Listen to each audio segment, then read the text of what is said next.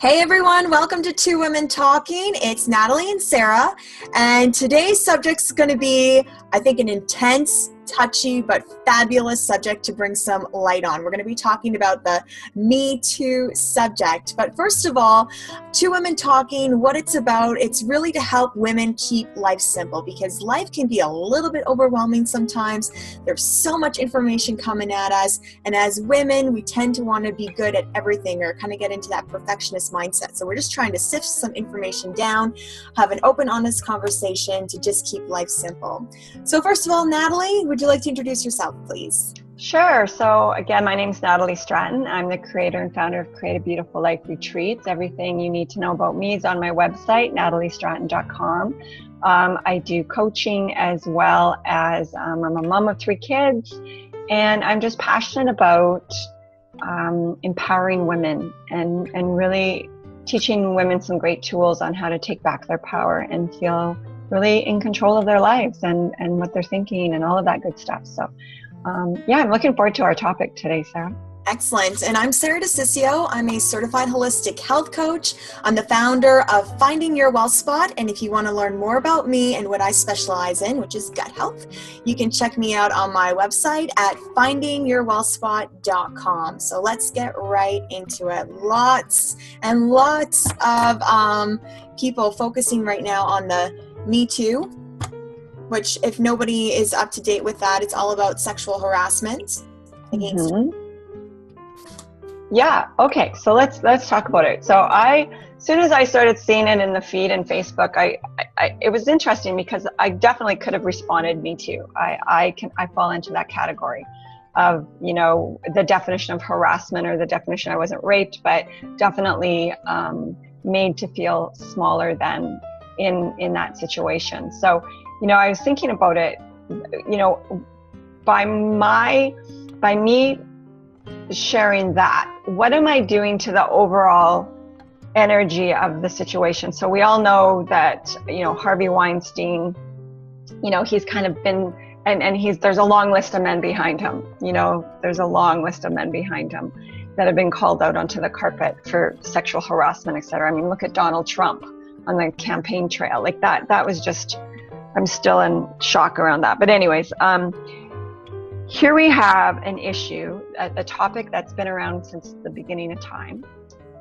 And, finally, because it's hit Hollywood and it's been exposed in Hollywood, it gets to expand and gets the spotlight basically on it, because Hollywood is pretty much where things really get seen. So, I mean, I don't personally have a lot of experience working with women that have, say, been raped or anything like that, but I've definitely been around the energy of women that have been in those situations, and it's not pretty, for sure. There's a lot of healing work that has to happen. But I want to talk about, are we adding, by saying Me Too, are we adding to the proliferation of the abuse, or villainizing men? Like what is the energy that happens when we, say, jump on the bandwagon? So I was thinking about it, and I've been asking a lot of women, actually, in just different conversations that are in corporate. Had a conversation with a lady that's in the corporate world, and I said, does this happen to you? And she said, oh yeah, it's usually if there's alcohol, a guy will say something really off color, really stupid, and you just laugh it off and keep going. Yeah. So isn't that interesting? So, it happens all the time. I'm sure every woman that watches this at some level has had, some guy advance on her and say something less than respectful.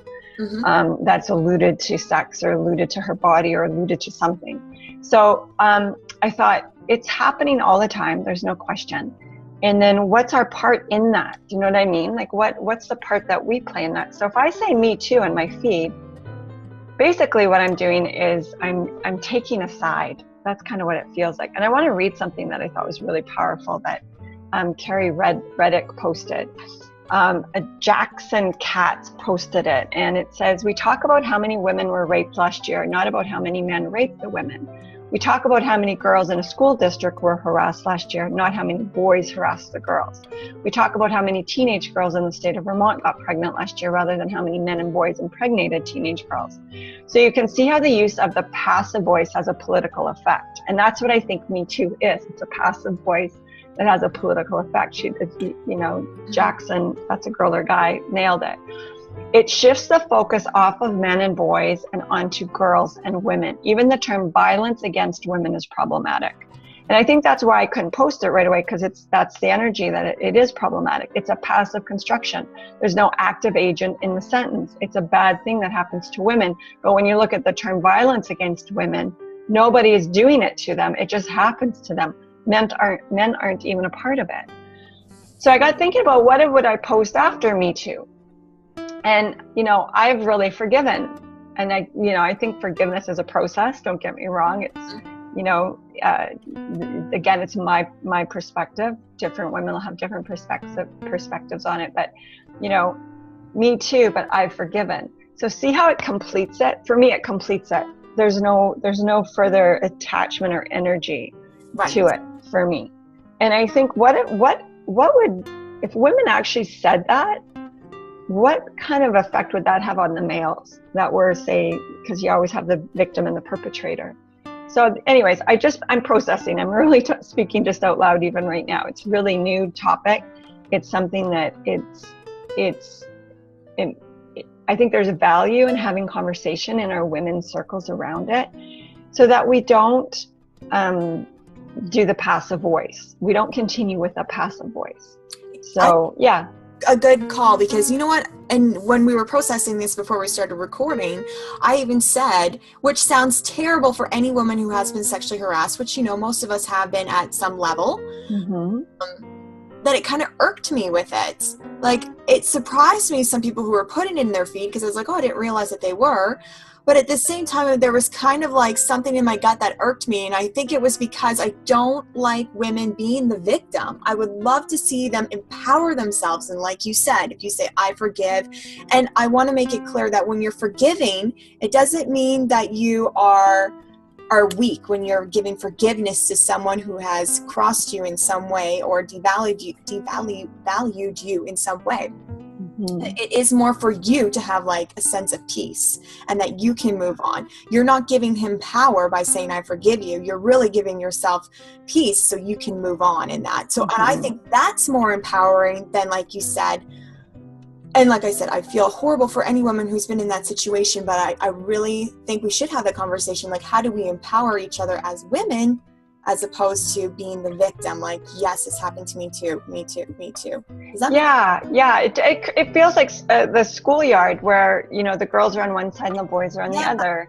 And so you got the perpetrators on the one side and you got the victims on the other. So you're right. That's probably why you felt the energy, because I felt something similar. It was like, well, how does this serve us globally? How does this serve us as women and as men? Because we cohabitate, and there's healthy relationships out there. There's good, like, how do we just focus on creating even healthier relationships? And I'm not saying that we shouldn't be aware. Absolutely. That's the gift. Like that, it's this huge awareness right now on just how prolific it is.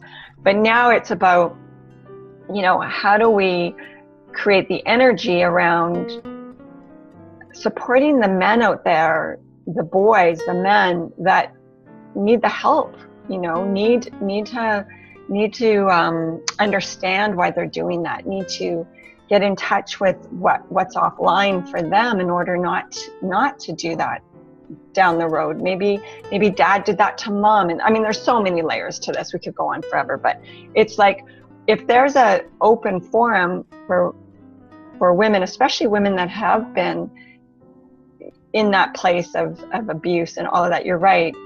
And forgiveness isn't about saying what you did to me is okay.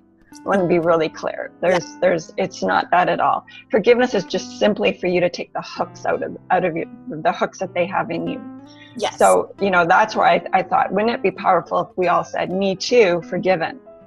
If that was true for you, or, if it's me too, unforgiven, well, then what do I need to do to forgive it? Maybe that's going to help those women go and, do the work. So yeah, I just think it's really worth having conversations and thinking about, really giving some thought and asking the women in your circles, having these honest conversations. Has this happened to you?